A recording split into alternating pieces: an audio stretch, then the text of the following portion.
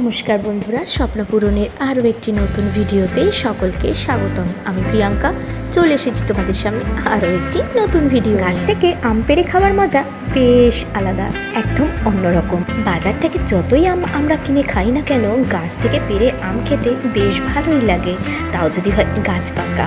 মা বলল গাছে অনেকগুলো আম ধরেছে, আয় তোরা চলে আয়, আমগুলো পেড়ে পেড়ে খা।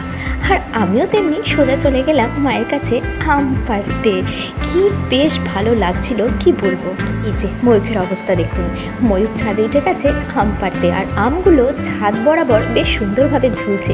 কি তাই না, বেশ সুন্দর লাগছে না দেখতে? ও একটা ব্যাগ নিয়ে এসে সোজা আমগুলোকে তুলে তুলে ব্যাগে ভরে নিচ্ছে, ওই বাড়িতে গিয়ে খাবে বলে।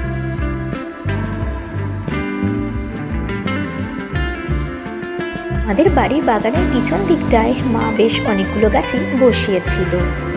গাছগুলো এখন বেশ বড় হয়ে গিয়েছে, আর সেগুলোতে আম জাম অনেক কিছুই ধরেছে। এই যে দিদি আর নাতিতে মিলে কত আম পাড়ছে দেখুন অবস্থা, বেশ ভালোই লাগছে, কিন্তু আমি ভিডিও করতে ব্যস্ত।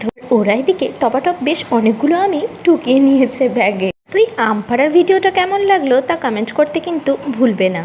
তো আমার মতো আম পাড়তে কে কে ভালোবাসো তা কিন্তু অবশ্যই কমেন্ট করে জানিও। তো আজকের ভিডিওটা এই পর্যন্তই, পরবর্তী ভিডিওতে আবার দেখা হচ্ছে। টাটা।